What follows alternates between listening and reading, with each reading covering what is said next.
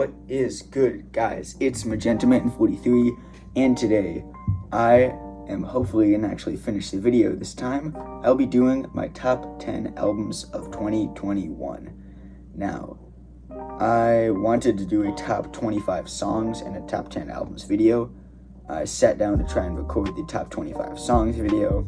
I was super tired and uninspired, and that rhymes, and the video came out horrible, and I stopped making it, and I cut it from production because I was so tired. I made the mistake of trying to just freestyle the video, and I didn't write down anything about the songs, and I was kind of just winging it off my memory of them. So I was kind of just like not doing it justice for any of them, which is not fair. So I'm either not going to do that video at all, or I am just going to write something down and it's going to come out later. I don't care. I have a top 25 songs. I just haven't made a video about it. But that's not the point. This is about the top 10 albums. So, it's the end of the year. I am recording this on New Year's Eve because I procrastinate with everything. And even though for most of the year I was extremely excited to make this video, I don't care anymore. But I'm gonna try because I wrote down stuff about these albums. One cool thing that happened on Christmas, I started collecting vinyls. Now, I've actually been collecting vinyls before that. A couple of months ago, I saw 2014 Forest Hills Drive at Walmart, and I got it. And I didn't have a record player. And then I got Fuzzy Brain by Dayglow, and did not have a record player either. But for Christmas, I got a record player, and I got a couple vinyls, and the Care For Me vinyl. I don't think I mentioned it. I'm pretty sure I mentioned it in the 25 songs video, but that did not come out. Care For Me is my favorite album by Saba. I got this hat, which I try to wear pretty commonly now. Saba. Oh yeah. I'll wait. I started collecting vinyls, and I got a Care For Me vinyl, and I have a couple others, and I just bought a really cool one. So I might do a vinyl collection video once I get this one, because that sounds fun, and that's an easy video to make. But the exciting thing, I got tickets to Saba's concert this April of 2022 because he's coming out with his album in February, and he's going on tour, and I'm going to see it. I didn't know about his music when he dropped Care For Me, and he did a show literally like 10 minutes away from where I live on the Care For Me tour, and I didn't know about it, and I'm mad about that, but not missing it again. I'm also going to a Corday show, so I might talk about that. But, albums. Now, you are not going to be seeing Donda on this list. I want to get that out of the way. I didn't like Donda. Now, Kanye, I'm going to give a brief history. Kanye, him and J. Cole are the reasons I started liking rap music.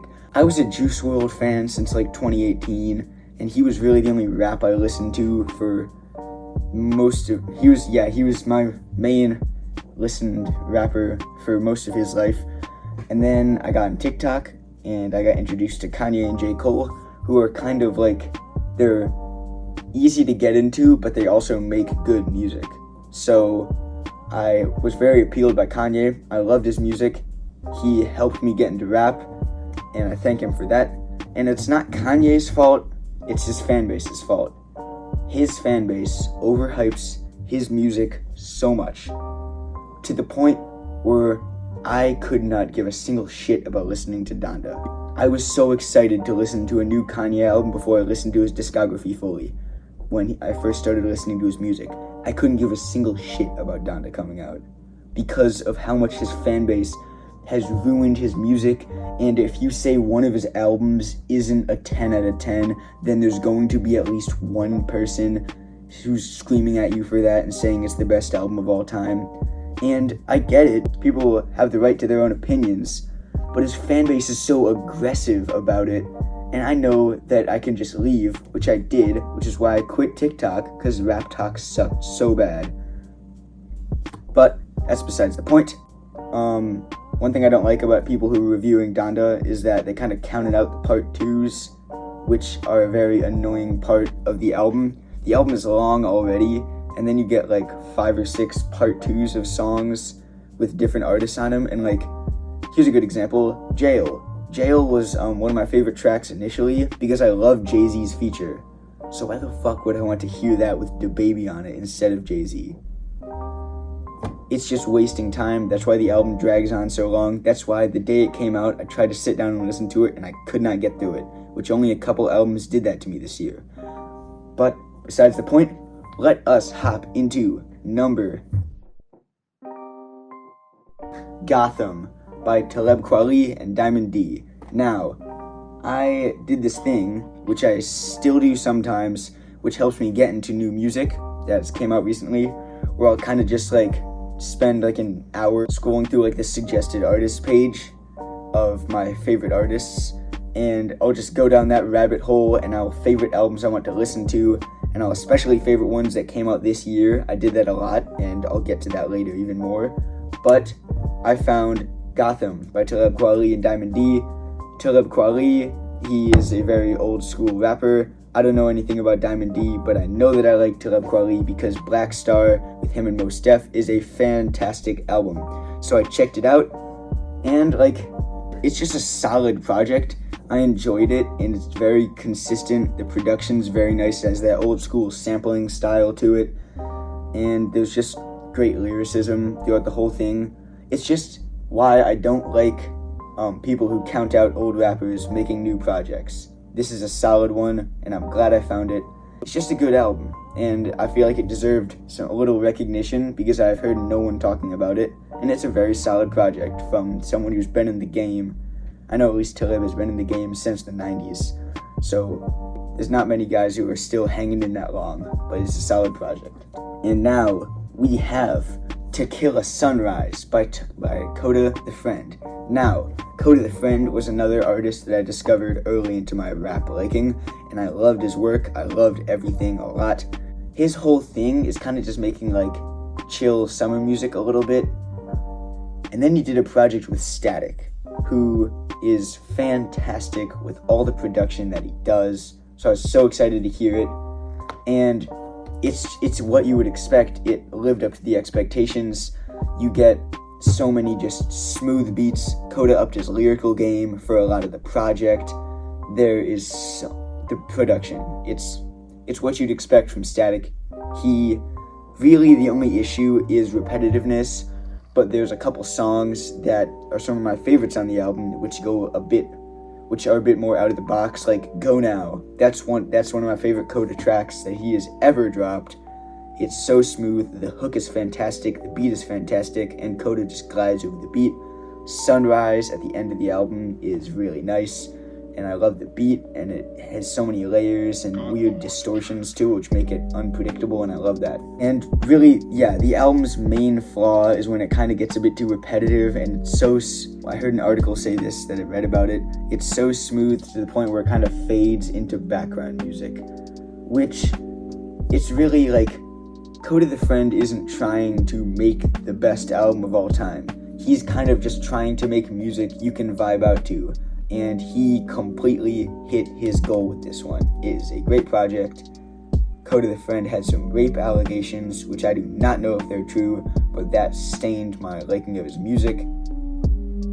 I am very confused on what to say about him, because I don't want to blame him for something he didn't do, but also it seems like there's a solid amount of evidence, so that makes him seem like a shitty guy, if that's true. But he makes good music, and I'm not going to deny that. So, this album was great. At number...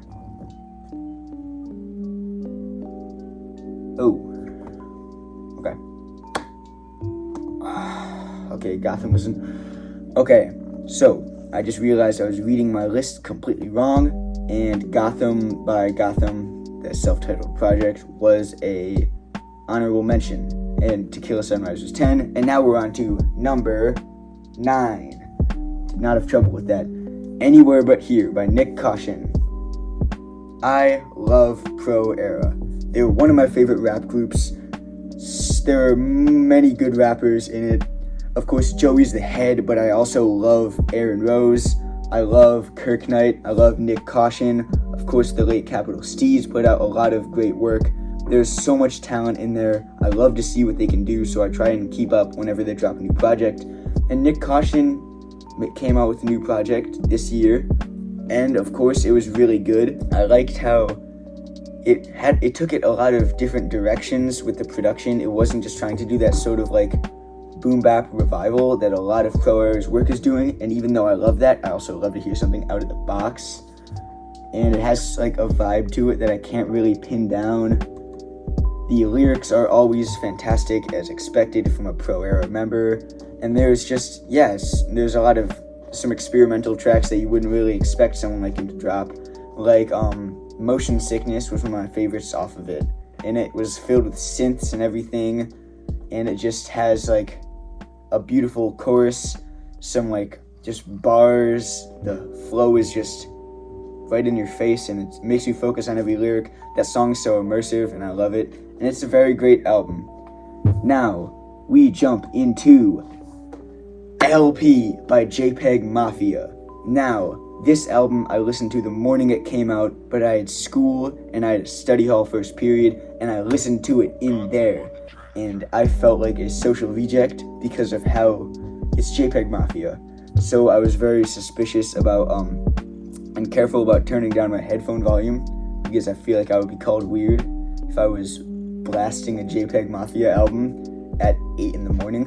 His music, it really takes getting used to, and after that you love it. I don't try and get into his music if you are pissed off, because I tried to get into his music when I was pissed off, and it ruined my day, because a lot of the like gritty sounds that he uses are very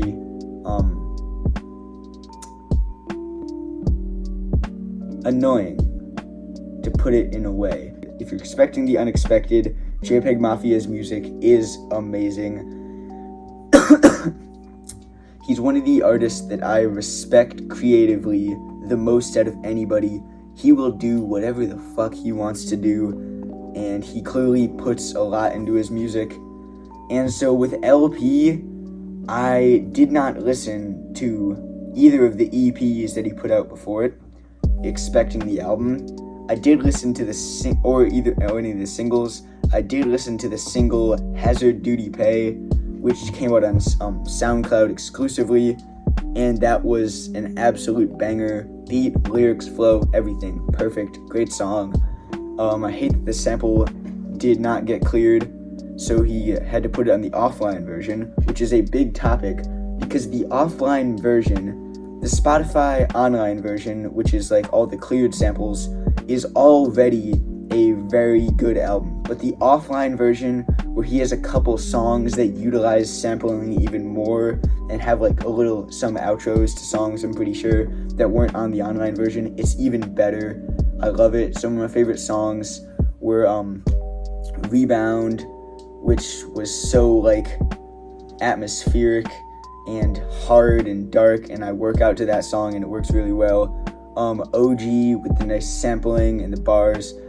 Two of the songs from the first EP he dropped, which I did not hear, were, Bald and the Bald Remix, which I like more because Denzel just relentlessly drops a minute, 30 verse, which is fire.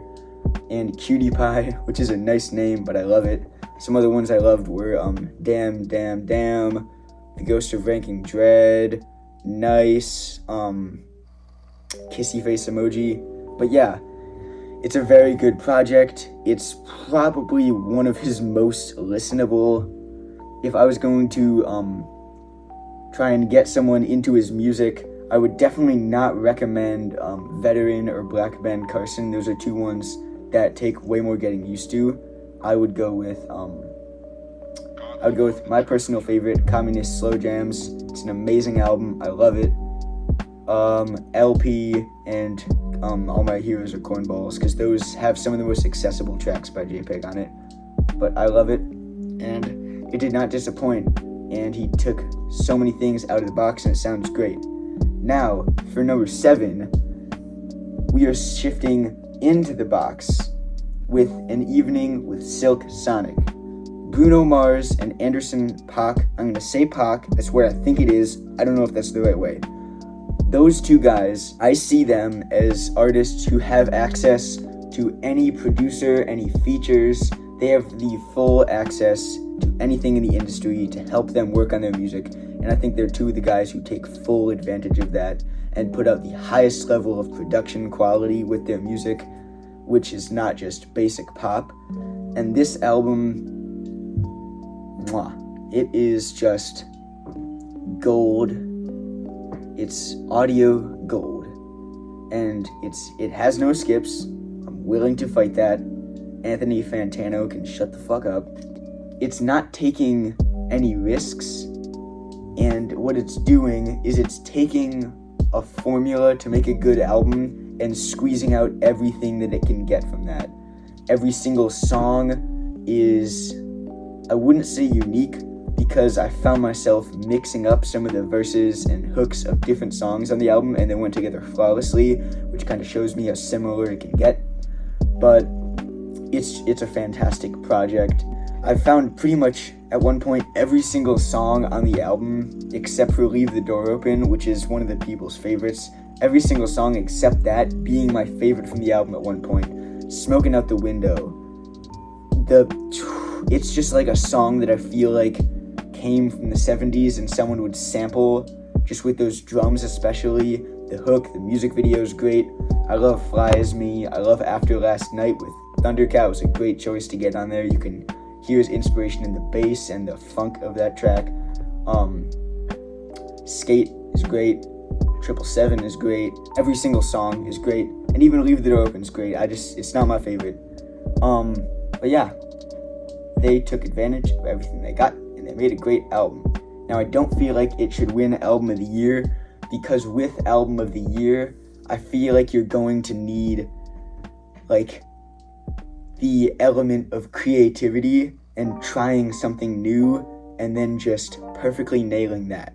And I feel like they took, it's a retro, like, 70s album. So they took stuff that's been done before and refined it, and without that creativity, they just made the best album they could make, and it shows. Now, moving on to number 6, we have Call Me If You Get Lost by Tyler, the Creator. Now, of course, Tyler, the Creator is going to do something new with every single project he's done. He drops once every 2 years. I don't know how he keeps himself on that schedule, but I respect it. And his creativity is off the charts. He just took everything he took so many influences and just mushed it into one album. Now, I did a reaction video for this, and I scrapped it because I didn't really love it the first time I heard it, but it's grown on me so much because there's just so much variety in the album, and even if you don't love the album as a whole, I think you'll have a hard time finding at least one track that you don't like. I think same thing with Donda. The rap community completely overhyped it. Before I deleted TikTok, I still had TikTok when this album came out, and in less than 24 hours after it came out, I already saw someone saying it was better than To Pimp a Butterfly by Kendrick Lamar. And it's just fucking, chill out. Give it, at least a few weeks to settle, and then you can make your comparisons. And I get that you love it, but chill, pump the brakes. I feel like if it's a best list, it would be even higher, but my personal connection to it is a bit lower. I kind of can just appreciate how good of an album it is, and the actual content is good enough that I'm willing to listen to it and deal with how much the community pisses me off about how much they overhype it. Because it's a amazing album. It's so good that you should expect that it can't be overhyped. But believe me, it can, and it has, and it will continue to be overhyped. But it's not Tyler's fault. It's a great album. Tyler, good job. I know you're not gonna take some time off, but you deserve it. Sweet, I thought you wanted to dance. I have never been so entertained by a 9-minute song before. No, it's pretty much 10 minutes. Everyone in the song did amazing. The production, I could go into depth on every single song on this album and how the production hits me in an individual way. But yeah, it's Tyler making an amazing album, not for the first time in his career. At number 5, into the top 5, we have King's Disease 2 by Nas. I went to see a Nas show this year. It was really fun to watch, even though it was mostly 30 to 40-year-old drunk white men. But with that aside, Nas is one of the greatest rappers of all time, and I'm willing to debate that with anyone. I'm willing to debate him being better than other rappers of his generation. I love his music so much, and for a dude who dropped one of the greatest records of that era, in the 90s hip-hop era, when he dropped that album, that was pretty much 30 years ago. And he is still here today. And this album, it seems like Nas is in the prime of his career right now. And he also dropped Magic, which it didn't have enough time to settle. I feel like it would be unfair to throw it in this list, but it definitely got some consideration for me. But this album, the production is fantastic, but given that it's the sequel to an equally amazingly produced album, King's Disease 1, we got to expect that. Hit Boy's a great producer, and he's been around forever. It has a lot of ties to King's Disease, but it's also not just a direct sequel. It takes a lot of different directions. Nas looks in so many different angles through his lyrics, which are fantastic. There's so many good songs that I play back all the time. They're really they're all a modern take on old school hip hop like that. Like Rare, I love that song so much.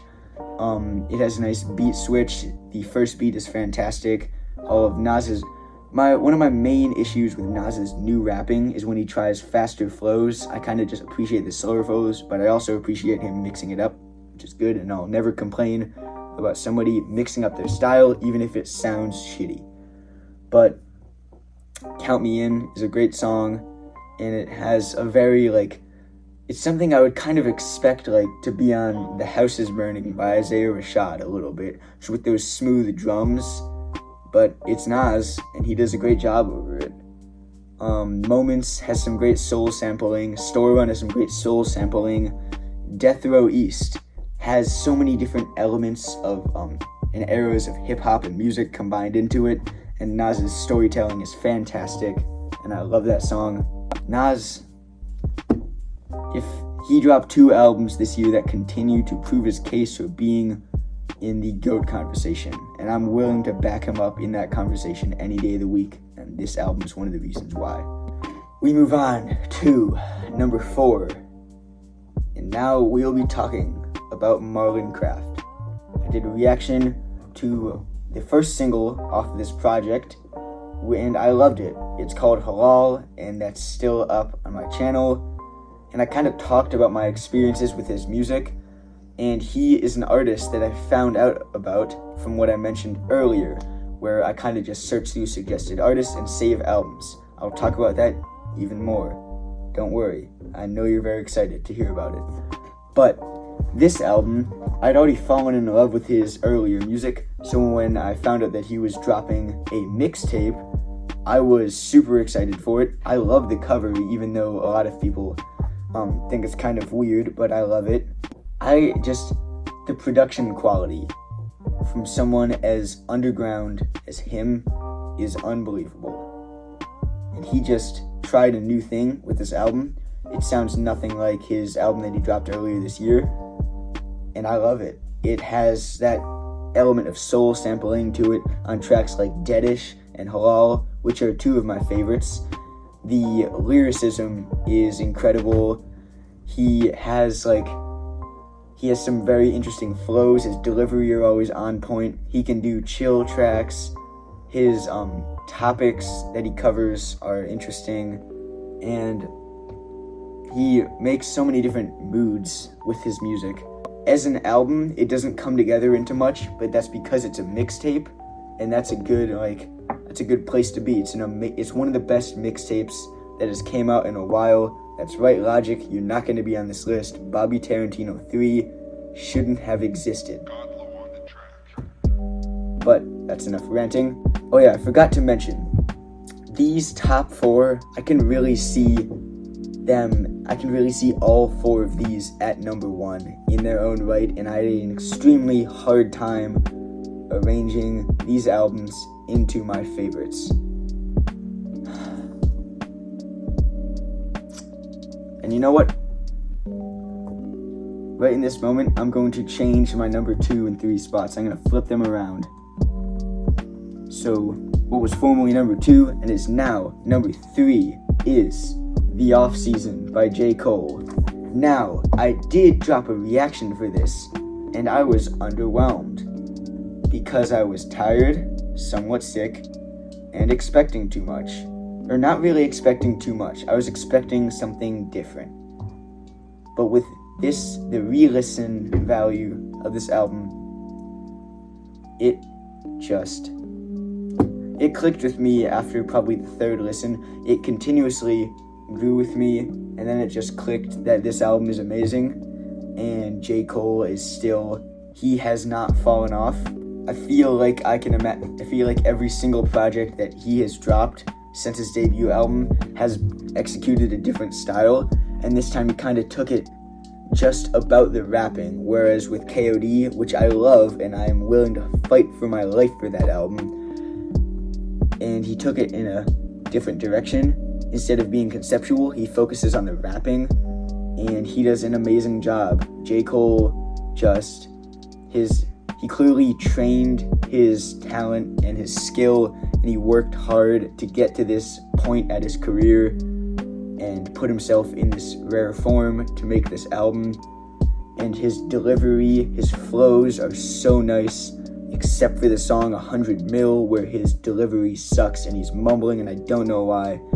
But other than that, he has 2 tracks, Punching the Clock and Close. Both have incredible storytelling on them, where the beats are mesmerizing enough. I have heard a lot of hate over the Punching the Clock beat, and I love it. I don't love the hate, I love the beat. I'm willing to fight against that hate. And then Close was originally one of my least favorite, and then grew into one of my favorites, with the beat and the way those 808s and kicks hit, and just his flow and storytelling, and how he, in the definition of storytelling, tells a story with a reverse.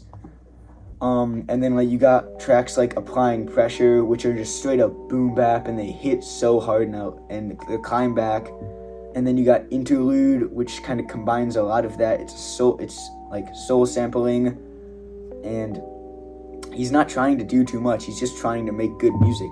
J. Cole knows how to make really good music, and I'm going to keep listening to this album for a long time, and it's going to keep us Cole fans held over. If you do not know, I am proudly a top 0.5% Cole fan, right there, and I am also, I have 2,700 minutes listened to J. Cole, so I'm a top tier fan, and I'm going to be listening to this for a while. And now, the new number 2 is The Melodic Blue by Baby Keem. And this album was... the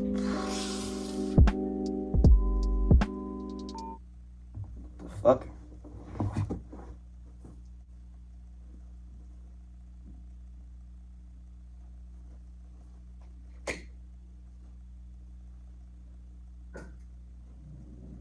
Holy shit.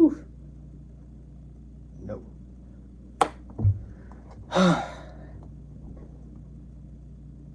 Ignoring the scary monsters behind me, The Melodic Blue by Baby Keem.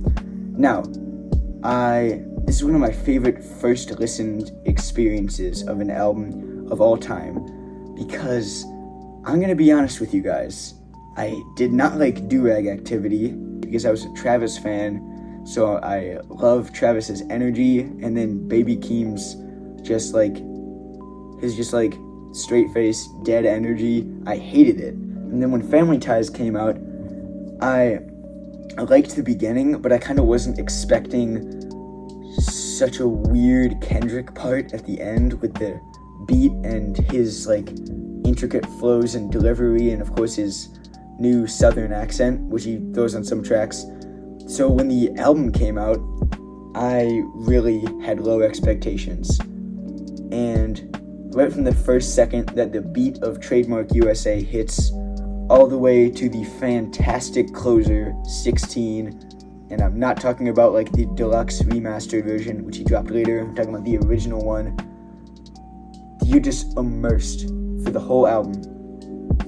And I had one of the longest lasting periods of fandom of an album that I've ever had, and just replaying it consistently. So I'll just roll this video of, I'm pretty sure, the day after I listened to the Melodic Blue and the day after it came out. Okay, so it's been pretty much 24 hours since I played the Melodic Blue for the first time, and I don't think I've listened to a single full song since that has not been off of the Melodic Blue or by Baby Keem. And I'm about to go to school. I'll probably be listening to it in the hallways, and I'll probably be playing Family Ties in the workout room after school. So, it's really good. I like it a lot. I was kind of expecting me to not like it. I don't know why. I absolutely love it. It might be my favorite of the year. I'm gonna have to re-listen to a couple other albums first, but it's really good. And it clicked with me right away, which the off-season and Call Me If You Get Lost did not. And I love Baby Keem now, and it inspired me to check out his older work, and I found some gems that I love in there too. But this album, it just has so many amazing songs on it. Some of my personal favorites are Pink Panties, Lost Souls, Family Ties has grown to be one of my favorites too, and of course 16 at the end. Lost Souls might be my song of the year. I love that song so much. I've listened to it a wild amount, but I'll have to see if I'm even gonna make that video. For someone in the mainstream spot that Baby Keem's in, it's one of the most experimental mainstream projects I've heard. He tries out like so many different vocal attempts and harmonies and melodies, and there are really no two songs that sound alike. Everything does something different. First Order of Business was originally one of my least favorites because I just felt like it was dead and it didn't really have any good energy to it, and now I love that song. Every single song on the album has grown on me, and I love each of them in my heart individually. And 16 songs is a lot of time to fill, and I don't think he wasted any of it. I feel like he took his time with the whole album, and the production quality clearly shows. It was an amazing job by Baby Keem, and I wanted to give it number 1, but one of my main issues was the production quality is so high. But there's one dude who has less resources and still put up that same level, which is why I'm coming back to Marlin Craft for number 1, How We Intended by Marlin Craft. The Melodic Blue, and Chase by Aaron May are my 3 favorite first listens of an album of all time, because I vividly remember the first day I listened to this, and it was one of those albums that I downloaded from my suggested artists, and I had a long car ride because I was on vacation, and I popped my earbuds in, and this was one of the first albums that I started listening to, and it is just such an immersive experience. Everything about it clicks with me exactly the way I would want an album to. The production is so fantastic and jazzy and soulful, and there aren't really 2 songs that sound alike. And the production was handled by Six, who did a lot of Logic's production, and that's one of my favorite elements of Logic's music, the production. But I'm gonna stop hating on Logic for now. Marlin flies under the radar so much, and he has so high lyrical talent. And this album, he was trying to do something conceptual with it. And of course, like, the way he handled the concept has, like, it's not the most original thing ever, but he's telling his story of how he dealt with the year 2020. Even the tracks that I didn't like with my first listen and that were holding it back have grown to be some of my favorites. Like, The Working Man. It has, like, those very organic and soulful, and sort of tribal drums just hit so well. It's one of my favorite posse cuts of the year. Every single verse on it's fantastic, and every rapper did their job. Get Off My Yard was originally my least favorite, and I found it almost unlistenable, and then I was able to find that, like, it's just a really hard song with an interesting beat, so I really listened to that one. Now, the first stretch of songs, I feel like this album is meant to be your introduction to Marlin Craft, because he structured it so perfectly, where from the 2020 intro, which is a great song on its own, into that first interlude, that stretch of songs right there, those are, other than Hoodie Weather, that's a flawless stretch right there, where every single song does its own thing. Almost all of them catch your attention, and then after, from the end of that interlude to the end of the album, there's way more experimental songs, but in my case, I was already hooked by the beginning of it, so I was way more open, and the album just plays through so smoothly. It's an amazing experience to listen to. There's so many great songs. A Lot to Give has those soulful jazzy horns. Offbeat has such a groove to it. Wherever has those like vocal chops that I don't really know how to describe it, but that song is one of the catchiest ones. And then of course on The Working Man, there's just bars, and then on In the End, that's the perfect conclusion to the album. It's so grand, it's so layered, such a like finale, and I could really go on about every single track on this project, but it's just fantastic. I love it, and I want to get the vinyl for it.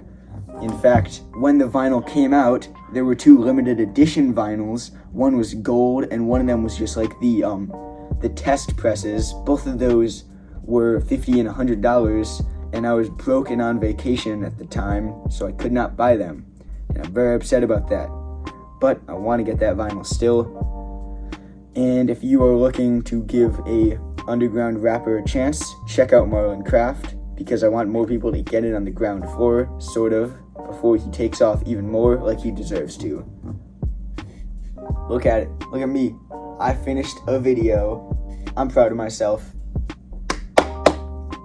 I actually did it. Thank you guys for watching this video. I am so glad of how my channel has done this year. It has been fantastic. Last year I tried super hard into putting my all into my videos, and I privatized a lot of them because they're cringy and my voice was super high-pitched back then, so I hate watching those. But I didn't get the support that I thought I deserved, even though the quality of my videos were so low. But this year, my level of expectations was shattered. I've been running this YouTube channel since I think 2013, and all the subscribers I got from 2013 to 2020, I almost doubled this year, which is amazing. Thank you everybody who subscribed. I'm trying to put out the content I want to instead of just pushing out stuff, which is why I have not released in a very long time. I'm hoping to continue Sabathon when he drops his album, so look out for that. I want to document Saba's tour. I want to look at my vinyl collection, maybe Corday's show that I'm going to also. A lot of stuff. But most of all, thank you. Happy New Year. Have an amazing 2020. And goodbye.